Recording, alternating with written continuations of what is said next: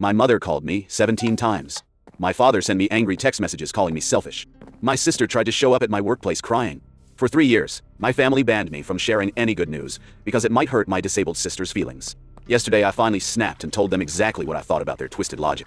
The result was nuclear. My mother screamed at me that I was heartless. My father said I was ruining the family. My sister accused me of being jealous of her disability. But here is what really happened. After 3 years of being forced to hide every achievement, every milestone, every moment of happiness from my own family, I exploded. I told them that my sister's accident does not give them the right to erase my existence. I said that treating me like a ghost to protect her feelings was destroying me. The response was immediate and brutal. My mother told me I was no longer welcome at family events. My father said I was selfish and ungrateful. Extended family members started calling me horrible names. My sister posted on social media about how her own sister abandoned her during her hardest time. Within hours, I was painted as the villain who attacked a disabled person. But I am done being invisible. I am done celebrating my achievements alone. I am done pretending that my life does not matter to avoid hurting someone else's feelings. For 3 years, I hid my promotion, my engagement, and my new car purchase. I celebrated every milestone in silence, while my family showered my sister with attention and gifts. Yesterday, I said enough is enough. Now I'm sitting in my own apartment, finally free to live my life openly. My phone is buzzing with angry messages, but for the first time in 3 years, I feel like I can breathe. They want me to be the bad guy? Fine, die. Let me tell you exactly how this family destroyed themselves by choosing favoritism over fairness. But let me take you back 3 years ago when my sister had her tragic accident and my family decided that my happiness was a threat to her recovery. Back then, I still believed that being a good sister meant sacrificing everything for family harmony. I had no idea that my kindness would become my prison. 3 years ago, my world turned upside down when my older sister suffered a devastating accident that left her paralyzed from the waist down. She was 32. I was 26. Our entire family rallied around her, and I threw myself into being the most supportive sister possible. I spent countless hours at the hospital. I helped with her physical therapy. I rearranged my entire life to be there for her recovery. Back then, I genuinely believed that family meant everything. I thought that supporting my sister through her darkest time was the most important thing I could do. I had no idea that my family was about to establish a new rule that would slowly poison every relationship I had with them. The first sign came when I got promoted at work 6 months after her accident. I was so excited. I had worked incredibly hard for this opportunity, and I could not wait to share the news with my family. But when I tried to tell them, my mother pulled me aside with a strange expression on her face. She told me it was not the right time. She said my sister had experienced a tough day during physical therapy, and hearing about my success might make her feel worse about her situation. She asked me to keep the news to myself for now, just until my sister was feeling better. I agreed because I loved my sister and wanted to protect her feelings. I had no idea that this was not temporary consideration. This was the beginning of a 3-year prison sentence, where my achievements became family secrets. Let me explain how my family created their twisted system of emotional protection that turned me into a ghost in my own home. After my sister's accident, everyone focused completely on her recovery. This was understandable and appropriate. She needed support, love, and encouragement to rebuild her life after such a traumatic change. But somewhere along the way, my family decided that any good news from anyone else was a threat to my sister's emotional well-being. They established an unspoken rule that celebrations, achievements, and positive updates were inappropriate when my sister was struggling. Since my sister was always struggling with something related to her disability, this meant good news was permanently banned. The promotion incident was just the beginning. 8 months later, my boyfriend proposed to me. We had been together for 4 years, and I was completely over the moon. I rushed home to share the news with my family, expecting them to be thrilled for me. Instead, my mother immediately changed the subject when I showed her my engagement ring. Later that evening, she pulled me aside and explained that my sister was going through difficulties in her own marriage. Her husband was struggling to adjust to her disability, and they were having serious problems. My mother said that hearing about my engagement would make my sister feel worse about her own relationship troubles. She asked me to keep the news quiet until my sister's marriage improved. Again, I agreed because I wanted to be a good sister.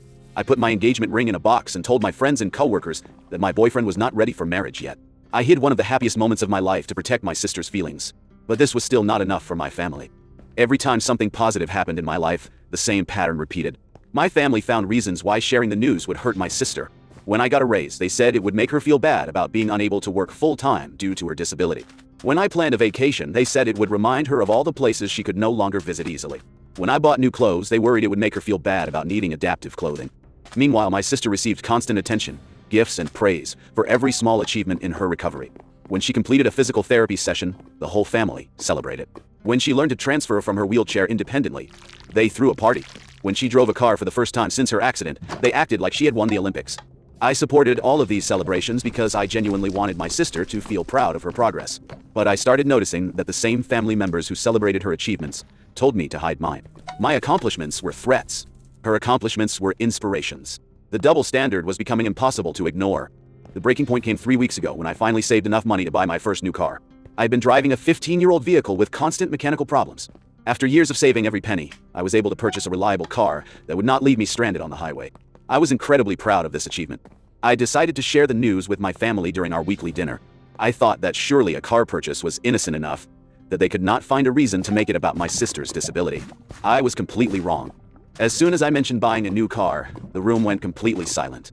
My mother gave me a look of pure disapproval. My sister's face fell, and she suddenly looked devastated. My father shook his head like I had announced something terrible. The silence stretched on for what felt like forever. Finally, my mother whispered to me that this was not the time to discuss my purchases. She reminded me to think about my sister's situation.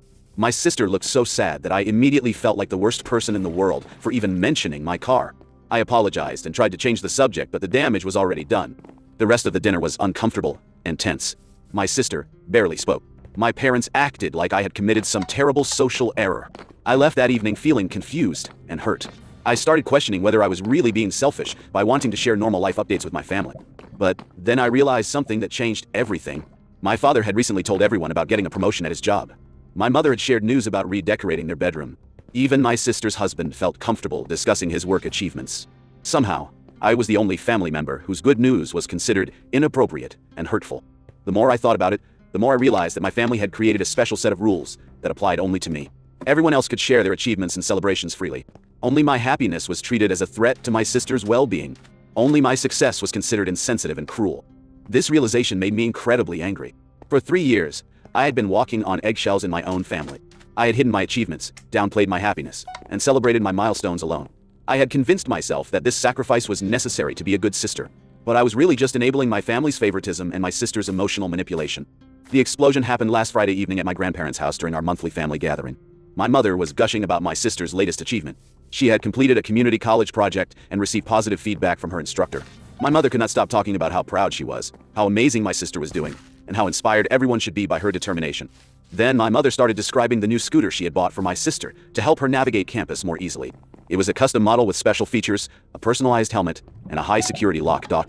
The scooter cost over $2,000. My mother described every detail while my sister beamed with pride and gratitude. I sat there listening to this 15-minute celebration of a scooter purchase while remembering that 3 weeks earlier, I had been shamed for mentioning my car. The hypocrisy was staggering. My sister could receive expensive gifts and have them celebrated publicly, but I could not even mention saving money for basic transportation without being made to feel guilty. Something inside me snapped. Before I could stop myself, I said loudly enough for everyone to hear that my mother really did love to shower her favorite child with gifts and praise. The words came out with more bitterness than I intended, but I meant every single one. The room went completely silent. My mother looked shocked. My sister's smile disappeared. My grandparents, aunt, and uncle all stared at me with expressions of confusion and disapproval. I could feel the tension building, but I was past the point of caring about family harmony. My grandfather was the first to speak. He told me in a stern voice that I should take it easier on my mother. He said that I should understand that the family had experienced some difficulties because of my sister's situation. He used the phrase gender disappointment to describe what he called our family troubles, which made absolutely no sense in this context. But his tone and his obvious bias pushed me over the edge completely. I looked around the room at all these family members who had spent 3 years protecting my sister's feelings while completely ignoring mine. I thought about every achievement I had hidden, every celebration I had missed, every moment of happiness I had suppressed to avoid being labeled selfish. Then I said the words that would change everything forever. I told them that I did not owe my sister anything just because she had an accident. I said that her disability did not give her the right to monopolize the family's attention and support. I pointed out that I had been forbidden from sharing good news for 3 years while everyone else, including my sister, celebrated their achievements freely. I told them that I was tired of being treated like a second-class family member whose happiness was considered threatening and inappropriate. I said that I refused to continue hiding my life to protect someone else's feelings, especially when that protection was only extended in one direction. The response was immediate and explosive. My mother started yelling that I was being incredibly cruel and heartless. She accused me of attacking my sister during her most vulnerable time. She said that I was jealous of the attention my sister received, and that I resented her disability. My father joined in, calling me selfish and ungrateful. He said that I did not understand the sacrifices the family had made to support my sister's recovery. He accused me of making everything about myself when my sister needed family unity and support. My sister started crying and asked how I could be so mean to her when she had never done anything to hurt me. She said that she never asked the family to hide my achievements and that she would have been happy to celebrate with me if I had just talked to her directly. But this response made me even angrier because it was completely dishonest. My sister had been present during every conversation where my family told me to keep my good news quiet. She had never once spoken up to say that she wanted to hear about my achievements. She had never suggested that the family's protective approach was unnecessary or harmful. In fact, my sister often played the victim when I did share news. When I mentioned my promotion, she had sighed dramatically and talked about how she would never be able to advance in her career because of her limitations. When I discussed my engagement, she had immediately brought up her marriage problems and started crying about how her husband might leave her. My sister had learned to use her disability as emotional leverage to redirect every conversation back to her own struggles. The family enabled this behavior by treating her emotions as more important than anyone else's feelings or achievements. They had created a system where my sister's sadness could immediately shut down other people's happiness. I told my family exactly this. I explained that my sister might not have explicitly asked them to hide my achievements, but she had certainly benefited from the arrangement. Every time attention was focused on someone else, she found ways to make herself the center of concern again. The family had trained themselves to prioritize her emotional needs above everyone else's basic right to share their lives. My mother screamed at me that I was attacking a disabled person and that I should be ashamed of myself. She said that my sister could not help having emotional responses to other people's achievements because her accident had been traumatic and life-changing. She accused me of lacking empathy and compassion, but I was done accepting this logic. I told my mother that trauma does not justify emotional manipulation. I said that my sister's accident was terrible and tragic, but it did not mean that the rest of the family should stop living their lives openly. I pointed out that plenty of people overcome disabilities without requiring their families to hide achievements and celebrations. I told them that their approach was actually harmful to my sister because it reinforced the idea that she was too fragile to handle normal family interactions. Instead of helping her develop resilience and coping skills, they had created an artificial environment where her emotions controlled everyone else's behavior. The argument escalated quickly from there. My aunt accused me of being jealous and resentful. My uncle said that I was dividing the family during a difficult time.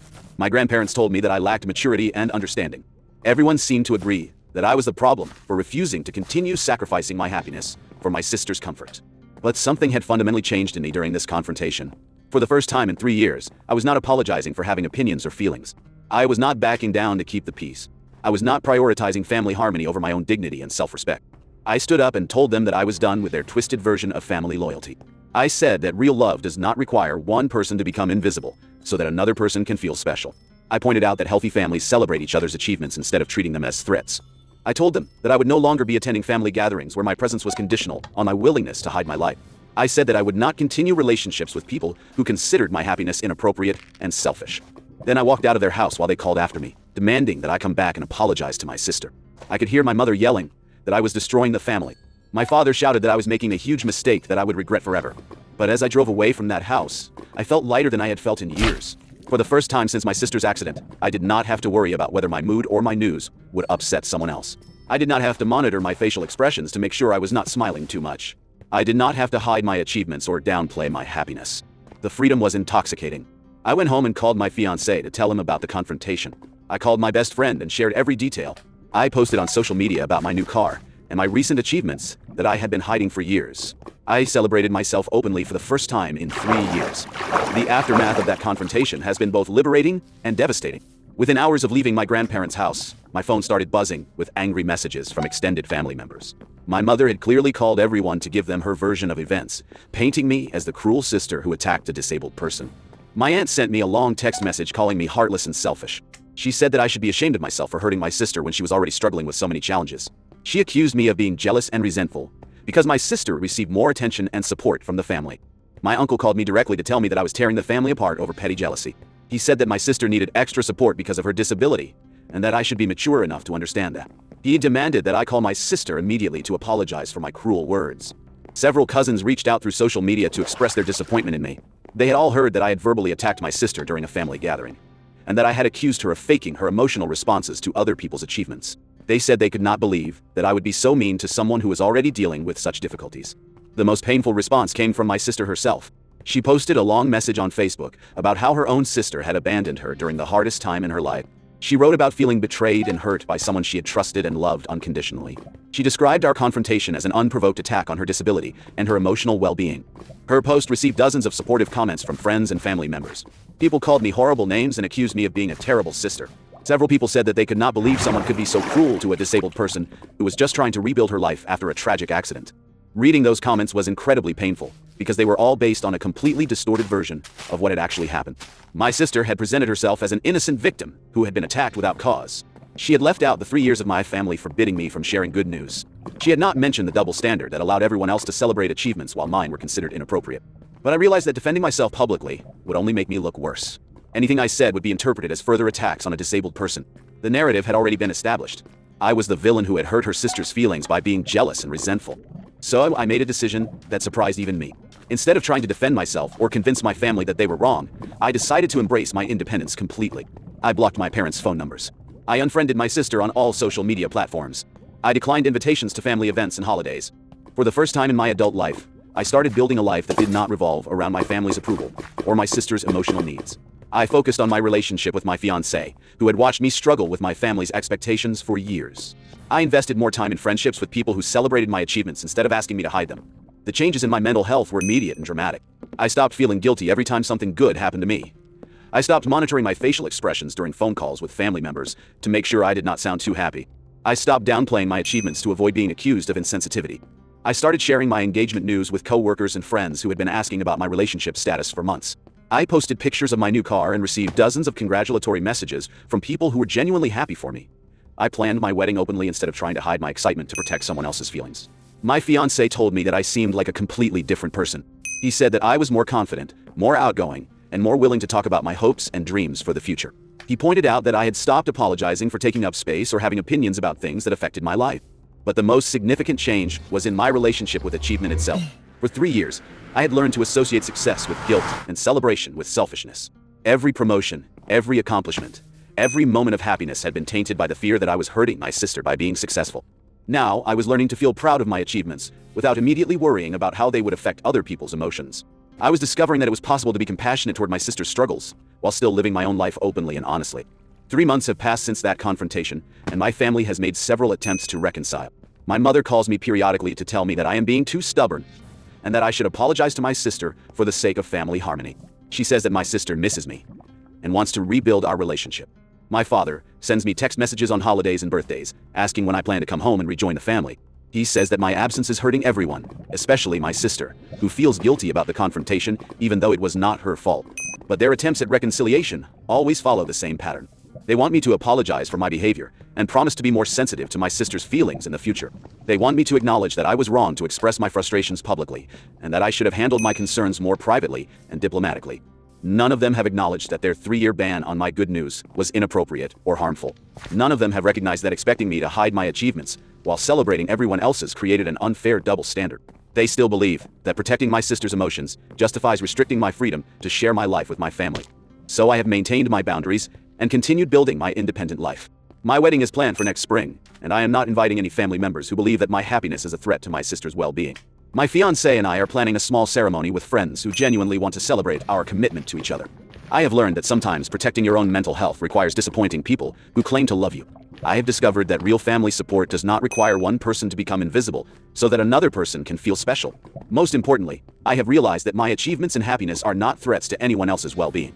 To anyone who is dealing with similar family dynamics, I want you to know that you do not have to sacrifice your entire identity to be considered a good family member. Your achievements matter. Your happiness deserves to be celebrated. Your life is not less important than someone else's struggles. What would you have done in my situation? Have you ever had to choose between family harmony and your own emotional well-being? Share your thoughts in the comments below, and let me know if you think I made the right choice by walking away from my family's impossible expectations.